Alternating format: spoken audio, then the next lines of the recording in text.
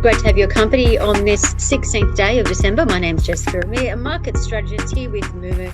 Thank you for your company. So it's the final 4 week of trading for the year. Traders are awaiting some key data in the US on jobs and retail sales that'll probably shape the Fed's outlook on interest rates. But people don't want to take risks and they don't want to go on markets naughty lists after all. So we're seeing investors sell out of tech stocks and crypto assets.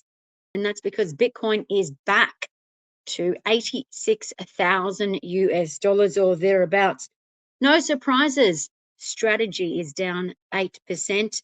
Other crypto related stocks also on the nose. Coinbase down 6.4%. The world's biggest ETF that tracks Bitcoin, I bet that's down 5%.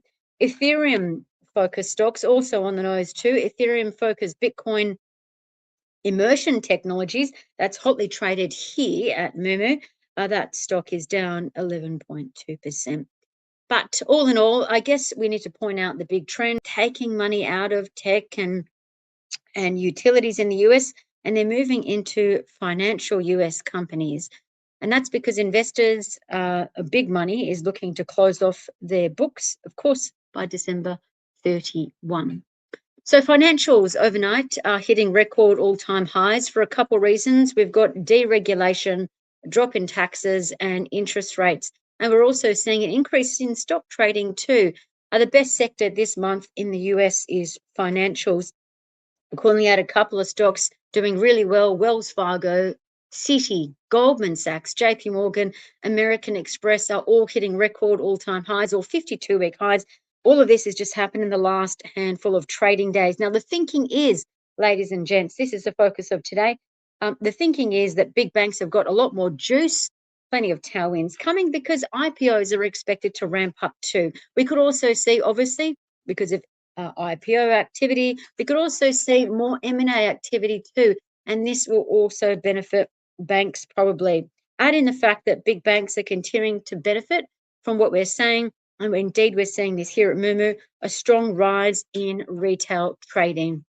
Institutional trading also picking up as well. And because we have a rise of trading and stock markets trading on and around record all-time highs, we're seeing the rise of the wealth effect. And remember, the wealth effect basically means people are making more money from property in the stock market. They feel wealthier and they feel a little bit more happy or compelled or excited to spend more money in the economy too and the stock market. And this benefits banks. The other hot sauce to add on top of banks is that we're heading into a midterm election year in the US. And around midterm elections, before and after, we see a rise in stock trading. That's something for you to consider. So do keep your eye on JP Morgan, Bank of America, Wells Fargo, Morgan Stanley, the 4 biggest US banks that are trading at record all-time highs.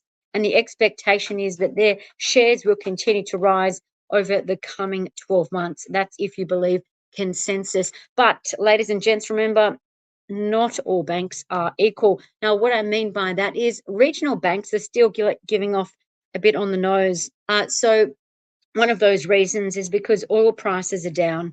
Oil prices are down 6% in a month. And if oil continues to fall, I really want you to consider this. A lot of regional banks' balance sheets, they will be squeezed. Regional banks don't tend to do well when oil prices fall. And that's because they're doing a lot of lending in the small end of town. And regional banks usually lend a lot of money to oil producers as well. And of course, history never repeats itself, but I often say it rhymes. Mark Twain also said that as well. So if we do have an excess oil supply market in 2026, that's the thinking, remember. We had this in 2018, and what happened in 2018 was oil prices fell. Oil prices fell to $45 US a barrel. So if we see this play out next year, regional US banks will probably suffer, and you can track that via the KRE ETF. So do keep your eye on that ETF. I did a little bit of analysis earlier and had a look at the correlation or perhaps the relationship between oil prices and the KRE ETF. And something for you to note is we're just pulling up a chart for those that are tuning in on the podcast. This chart basically shows when the KRE was on the nose, it was basically because the oil price fell. But when oil rises, the KRE does well. The takeaway here is if you are looking to add banks to your investment portfolio, perhaps you do want to do that. You just need to be aware of the trends and the tailwinds and the risks. You can make a lot of money or you can lose it depending on which way you skin the cat, really. So you really need to pay attention. The big end of town is perhaps where you may want to be. Regional banks might not do so well if we see an oil supply glut in 2026. Let's move on to the stocks to add to your watch list now. Let's kick off with Wells Fargo. That's indeed one of the biggest stocks in the S&P 500, and it's one of the biggest banks, as we just highlighted. Now, Wells Fargo was reiterated as a buy. Its price target was actually upgraded overnight by Evercore ISI. It's got a new $107 price target. Also, Fitch, the rating agency, gave Wells a rating of stable. It doesn't seem like much, but it's got a AA minus rating for their credit. They're basically saying, hey, they can repay their credit, which is good news for the company. Consensus is that Wells is also a buy-rated stock, which really basically reflects that there is positive sentiment in the market about this very large bank in the US. Tesla is another stock to add to your watch list. Tesla is testing driverless cars in Austin.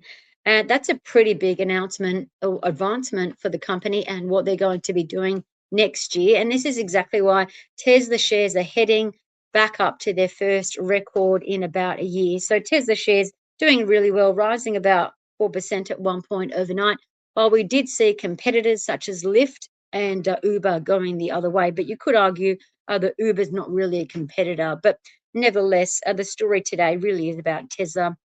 Its stock has got a hold rating if you do look at consensus ratings out there. But nevertheless, Dan Ives, a big bull on Tesla. No surprise that he came out overnight and reinforced Tesla is a buy. He gave it a new price target of $600. So keep your eye on Tesla. Last but not least, an Aussie darling that we've seen fall to the ground is making its way up, and that's DroneShield. DroneShield is the best performing stock on the ASX. So far this month, it's up 16%. Yesterday, it had a cracker as well, rising almost 11%. So why is it on the march up? Well, obviously, it's on the belief that the stock is probably going to continue to claw back from their lows. Why? Well, they've got sticky government clients in the US and Australia, and they're gaining even more clients as well. This morning, they announced a $50 million military deal with a European reseller. So keep your eye on DroneShield today and over the coming weeks. DroneShield is still down 66% from their October record all-time high. And that's because directors really spooked the market by selling down their major shareholdings. DroneShield, nevertheless, is still rated really favorably among analysts. It's got a strong buy rating, and price targets range between $5 to $5.30, but its share price is at $2.30. So maybe add this one to your watch list. Stay safe, happy trading.